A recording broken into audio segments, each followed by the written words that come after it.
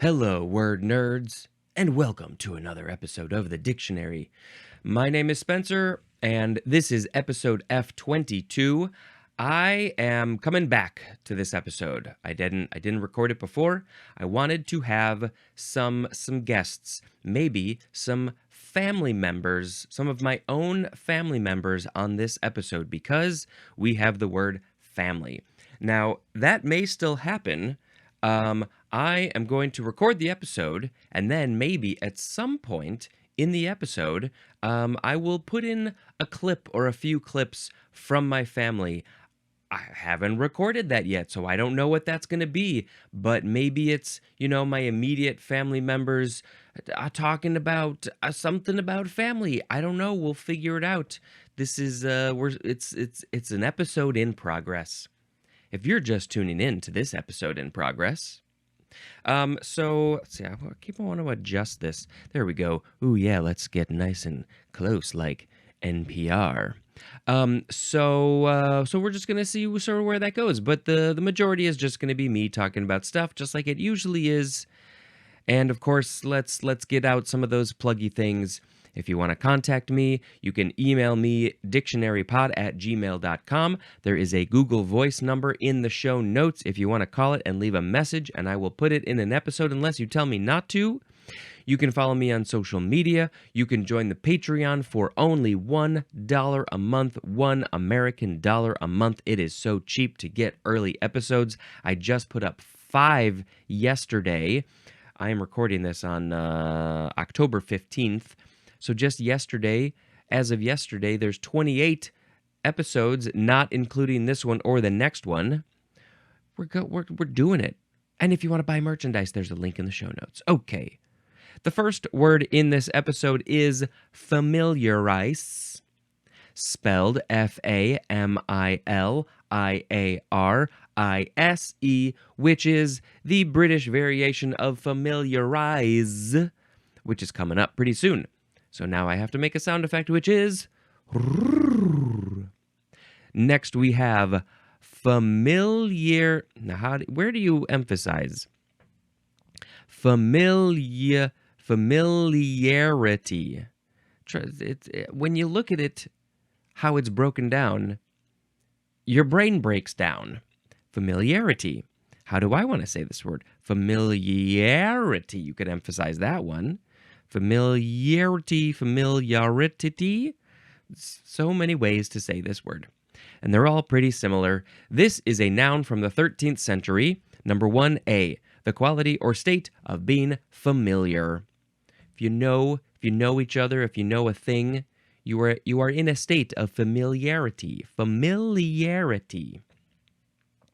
1B, a state of close relationship, and the synonym is intimacy. So yes, we're taking it to the next level. 1A, two people know each other, they are familiar to each other, maybe they hang out at the same places, maybe they have some of the same friends, but then you take it up a notch, and then they get intimate with each other, and they have way more familiarity than the first example, the first definition.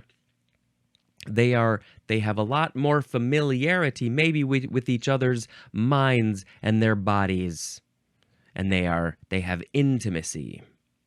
Number 2A, absence of ceremony. He said that word weird. Absence of ceremony, not ceremony. The synonym is informality. So it's very informal. There's no tea ceremony meeting these people. I don't know when that happens. So yes, it's the idea of, again, being familiar with something, someone. You can be a little bit informal, so you don't need so much ceremony around the situation. I don't know what situation we're talking about exactly. 2B is an unduly informal act or expression, and the synonym is impropriety. This is an unduly informal act. Does that mean that it's informal and it shouldn't be informal?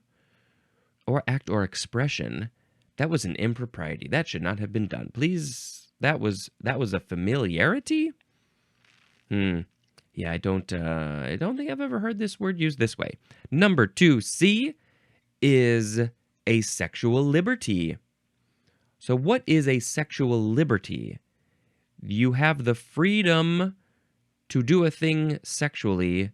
What would you call a sexual liberty? It's a familiarity. Is this that you have a sexual liberty with somebody to do a certain thing that maybe you couldn't do with somebody else because you're more familiar with this one person than that person? Number 3, close acquaintance with something.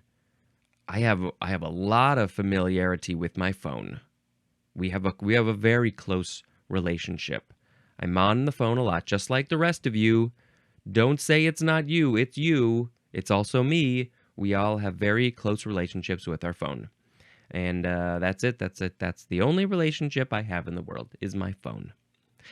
Okay, let's see. What is there? There's no etymology. We know it's all from the word familiar and all that stuff, which I can't remember any of the information I read about that one. So now I got to make a sound effect, and I don't remember what it was. So we're going to go familiarize with a Z. This is a verb from 1593, and I think it is just transitive number 1, to make known or familiar. And we have a quote, an example quote, which says, Shakespeare familiarizes the wonderful. And that is from Samuel Johnson. Sammy John. So Shakespeare familiarizes the wonderful. What is he doing? He is making it known or familiar. Because before Shakespeare, people were not known. They didn't know the wonderful. That seems odd. But Shakespeare makes those wonderful things, those wonderful writings, familiar to us. But not all of us, because Shakespeare is a little bit hard to understand for most of us. A lot of us. Me included. Number 2 is to make well acquainted, as in familiarize students with good literature. Maybe they're not already familiar with good literature, so the teacher needs to show them the good literature so they can become familiar with it, interested in it, maybe, just aware of it. This was something I never really got. I never really got familiarized with good literature. Just a little bit here and there. That whole world of reading stuff was never my strength. Never where I put my energy. Familiarization is a noun. So this is the act of making something familiar. I hope at this point we have been familiarized, or maybe I have been familiarized with you, but I don't know who you are. So you can send me an email or something. Familiar spirit is next. 2 words, noun from 1565. Number 1, a spirit or demon that serves or prompts an individual. A spirit or demon that serves an individual or prompts an individual. How often is this happening? Well, it's from the 1560s. So back then, I think that they were thinking a little bit more that spirits and demons were things that were actually happening. Well, we see them in movies for sure. We watch a lot of horror movies in our household, so there's a lot of familiar spirits there. Ones that are telling people what to do and serve the individual. Do they serve the individual? I guess a spirit is more positive, and maybe a demon is more negative. So maybe the spirit is serving the individual, and maybe the demon is prompting the individual and telling them where to go and what to do. And they're like, I guess I just have to do it because it is my familiar spirit. Number 2, the spirit of a dead person invoked by a medium to advise or prophecy. I guess you could use prophecy as an adjective. Wouldn't you say prophesize? Maybe not. So the medium is like, come to me, dead person, come. This person that has paid me a lot of money would like to know what you have to say. And so please be a familiar spirit. You are a spirit and you are familiar to that person because you were their friend or relative and your name started with an M, I think. Next is familism. Familism. Noun from 1925. This is a social pattern in which the family assumes a position of ascendance over individual interests. Familistic, that is an adjective. So, social pattern in which the family assumes a position of ascendance over individual interests. I don't really remember what ascendance is, but I think it probably has to do with ancestors. And so is this like the family is saying, you need to make your ancestors happy, so you need to keep the family business going, even though your individual personality is not so interested in keeping that family business going. The ancestors, the people who have already died or will be dying soon, would like to be happy, so you need to do this thing that is going to make them happy. We are practicing familism because it's all about the family and not about what makes you, the individual, happy. Just yesterday, we watched that movie, My Old Ass, which is very good. But it deals with the idea, well, part of it is a little bit about the idea of the family business, and she does not want to keep the family business going, and the family is not practicing familism. They're not saying you have to do this.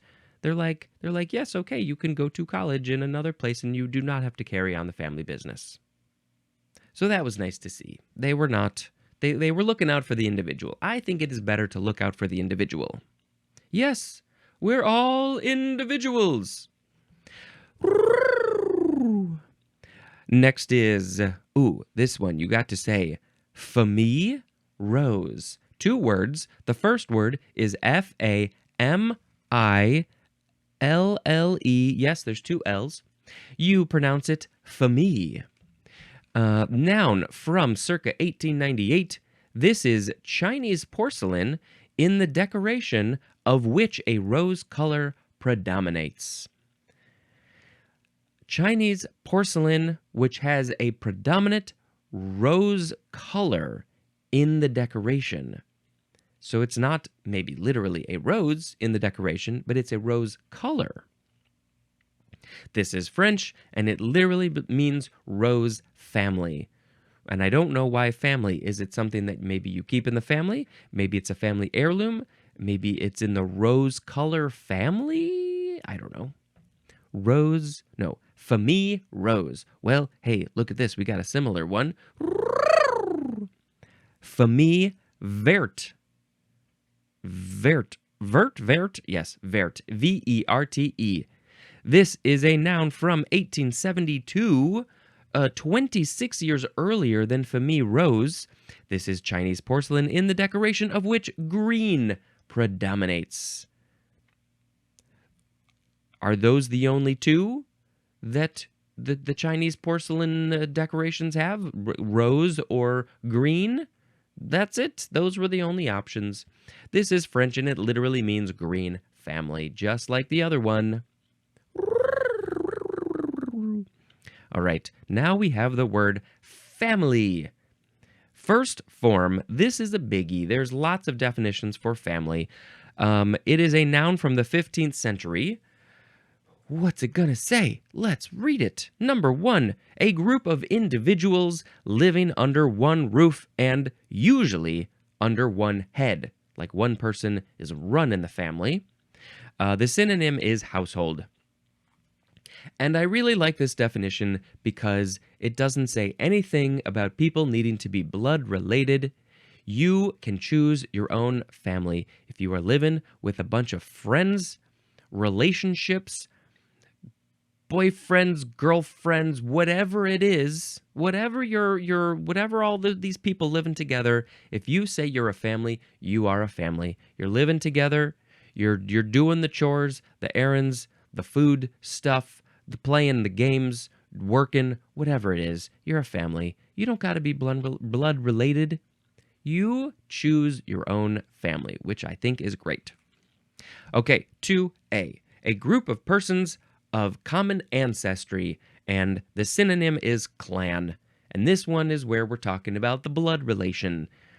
The people who are all blood related, they are a clan. They have the common ancestry. They came from the same ancestors. It's another way to say that.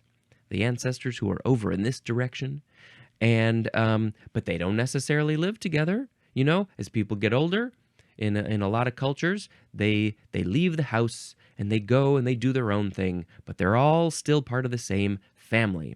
In some cultures, they live together. There could be 3 or 4 generations of the same common ancestry family living under the same roof. And it just all depends on what you got to do, what you want to do for your own life. 2B, a people or group of peoples regarded as deriving from a common stock. And the synonym is race. So this is the whole idea of race is weird, right? It's very complicated. But this is not talking about the common ancestry like your grandparents and your great-grandparents and your great-great-grandparents. This is talking about it's a bigger group than that.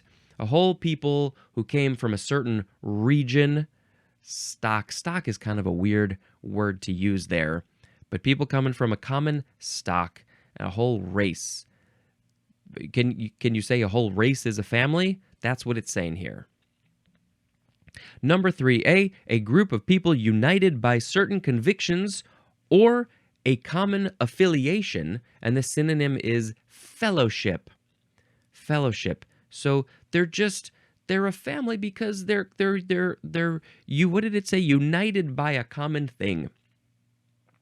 Maybe it's 9 people who are all on a quest to go take care of some business, which reminds me, of course, I'm talking about the Fellowship of the Ring. The 9, it's the four hobbits and a dwarf and an elf and 2 humans and a wizard, and I'm forgetting somebody. Who am I forgetting? Isn't it? It's Gandalf and Aragorn and Boromir and Legolas and Gimli and Frodo and Sam and Merry and Pippin. Oh, and that's 9. I think I got them all. But this reminds me of this tweet, meme, something that somebody sent, and it's very silly. If you know, you know. My uncle, 111 male, so that's a male who's 111 years old, gifted me, a 50-year-old male, a ring before leaving to go traveling. A close friend, close family friend, 2019-year-old male, told me to destroy the ring due to problematic associations with the jeweler who made it. But the ring is precious to me, and I would feel guilty throwing it away. And then at the end it says AITA, which I had to look up. Okay, so yes, they are bound together by a common goal, a common thing. 3B. Oh, so the Fellowship of the Ring is a family. They are a family. 3B is the state? No, the staff of a high official as the president. So the staff of the president would be called the family? I didn't know that. Number 4, a group of things related by common characteristic as 4A, a closely related series of elements or chemical compounds. Oh yes, the family, the gas family, the liquid. No, that's not really how this goes. There's the metal, there's the metals, the heavy metals on the periodic table. They're a family of heavy metals, and maybe there's a family of light metals and precious gases. I can't remember what they are. I don't know. But they're closely related. They're elements or chemical compounds, and they're all similar. so they're a family. 4b, a group of soils with similar chemical and physical properties like texture, pH, and mineral content, and that comprise a category ranking above the series and below the subgroup in soil classification. So there's just different families of soil, and it's all those things that make them a family. 4c, a group of related languages descended from a single ancestral language. So this ancestral language, way up over here, over many years of people spreading out amongst the land, and over hundreds and thousands of years, the languages evolve and change, and they're all part of the family because they all came from the same one. I do think it is so fascinating about just evolution in general, how things evolve and change. So, of course, I will shout out again the History of English podcast if you want to know about the history of English and its family of languages and where it came from and where it took all these words from. And I wonder if there's a chart of I was thinking about this recently, how closely related are languages? What percentage do these two languages overlap? Or, I don't know, I feel like you can visualize not just where they came from, but how much overlap is there? There are certain German words that you can tell, if you know English, you can tell what some of those German words mean because they are related. They're in a similar family. So yeah, I don't know. It's just something. But it takes a lot of work to figure out what percentage they're related. Anyway, okay, so that was that one. Now we got 5a, the basic unit in society, traditionally consisting of two parents rearing their children.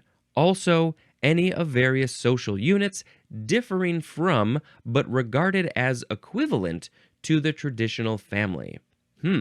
As in a single parent family. So I think it started off a little problematic, but it got a little better. What it's saying is that society, and I think it's mostly talking about America, although it's similar amongst most of the world probably, it's saying that society says the traditional family is two parents raising kids. That's a family. That's who's living in the household, doing their family stuff. But there are variations on that.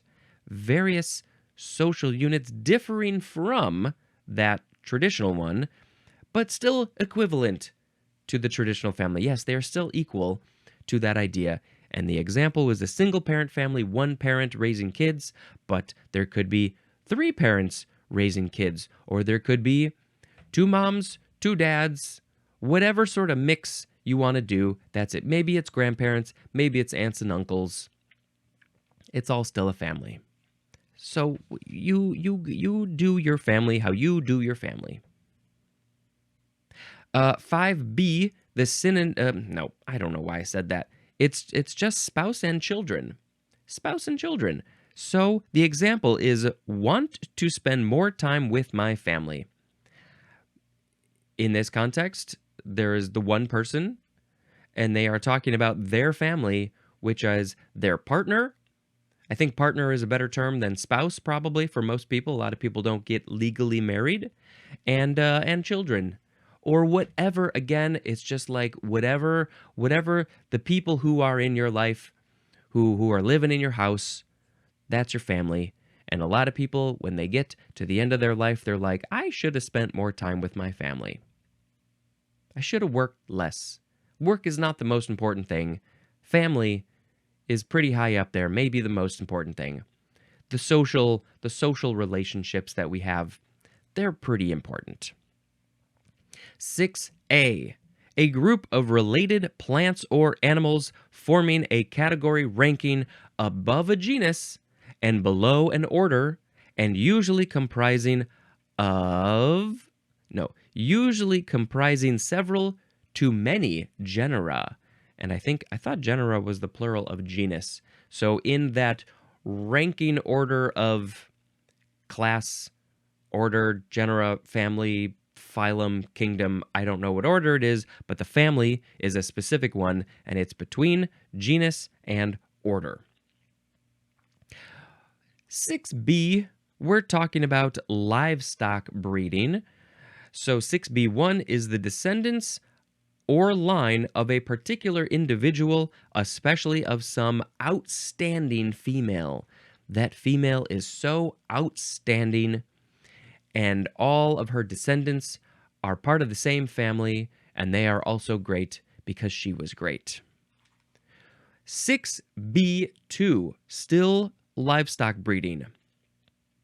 An identifiable strain within a breed. An identifiable strain. What strain are we talking about? A specific lineage? I'm not sure. It depends on, we're livestock breeding. Yeah, I'm not sure. But I think it's still related, still that same idea of descendants of an ancestor, male or female, probably. 7. A set of curves or surfaces whose equations differ only in parameters. We're talking about math. It's a family of curves, a family of surfaces in math. But geometry, I guess, probably. Number 8, a unit of a crime syndicate, as the mafia, operating within a geographic area. The family. What? You don't disrespect the family. That was terrible. But yes, of course, people want you. They want you to use the word family instead of mafia. The family is here to support you. I don't know where that's going, but yes, the family. Watch The Godfather. Familyhood is a noun. All right. Well, what does the etymology have to say? This is from the Latin word familia, which means household. Just who's in the house? Who's in the house? And this includes servants as well as kin of the householder. So the one who is holding the house together with their job and their money, they have kin. The people who they are related to, their partner, their kids, maybe their parents, and also the servants. The servants were also, if the house had servants, then the servants were also considered the family when this word was invented. Anything else? From famulus, which means servant. Ooh, interesting. It actually comes from the word that means servant. Ooh, I wonder what that means exactly. Okay. The second form of family is an adjective from 1602. Oh, and I should say, maybe here is a good point to transition into maybe some clips from my family. What do they have to say? I don't know. Let's find out. So, what does family mean to me? Pretty much everything. When it comes to my immediate family, I'd do anything for them. They're my light, they're my joy, they're my excitement, they're my laughter, they're my love. So, yeah, it's pretty trite and cliche, but that's what my family means to me. So this is my story about family. I'm a new father. I have a young daughter, Spencer's older sister. She's a toddler, and we're outside, and up in the sky is one of those daytime moons, and it's amazing. And I take my young daughter and I put her up on the hood of the car because we were in the driveway, and I point to the sky and I say, "Moon, moon." And she's repeating moon, moon. And I'm suddenly just overcome by the emotion of having fathers say that to their kids, or mothers saying that to their kids, pointing out to the moon for like time immemorial. Maybe not the word moon, but something else in their culture, their language. And the depth of that was a message to me of just how rooted we all are in family and what our parents show us. Okay, so I have the kind of family that is so cool, it makes other people roll their eyes at how awesome we are. I'm going to tell you a couple of things my family did during the pandemic to exemplify the awesomeness of my family.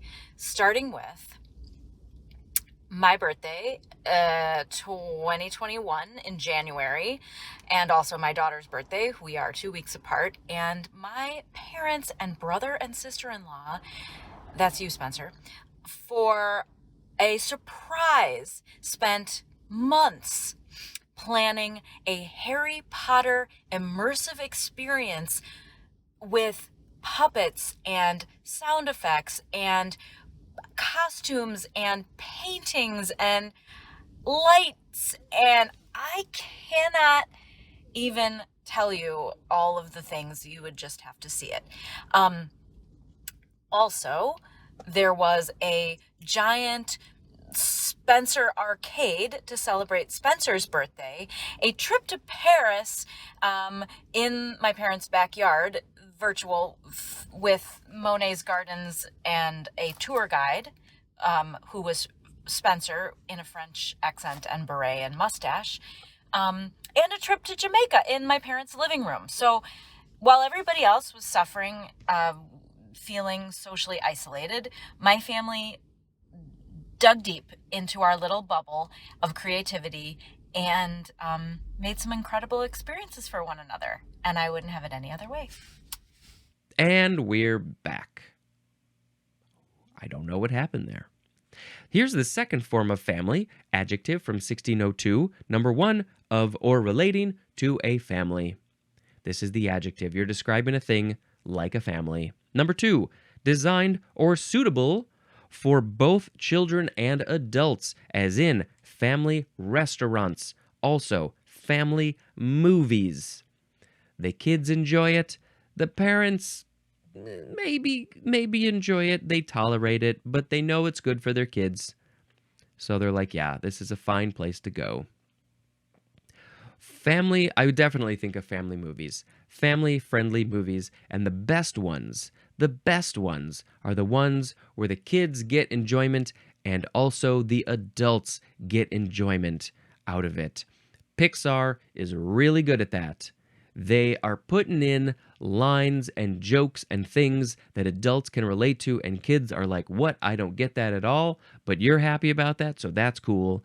And they like, Inside Out, that's a recent example that, kids get a certain understanding of it, especially kids of that age who are going through that stuff at that time.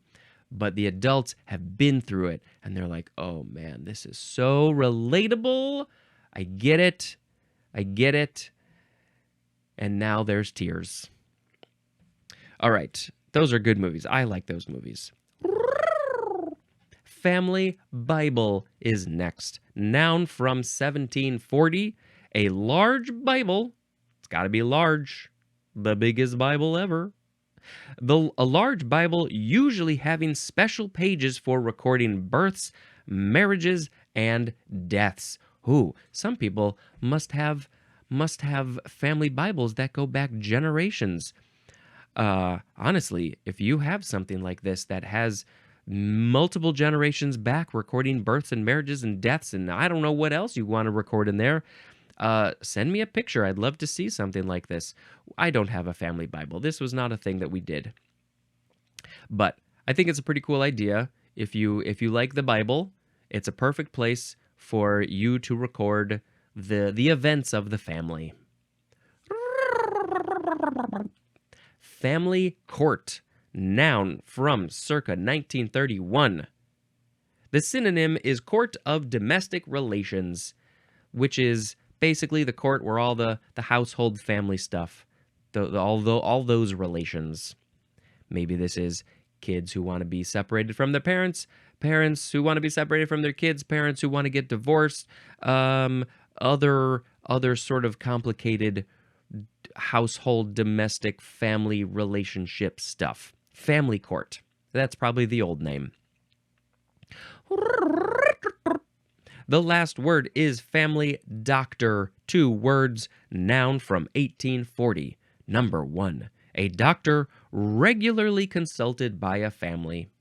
He's like, oh, it's that family again. They keep on consulting me every day about what's going on in their life. That's not how doctors should be talking. Number 2, a doctor specializing in family practice. Well, I suspect that the number 1 definition doctor would be the same thing as the number 2. They probably specialize in family practice.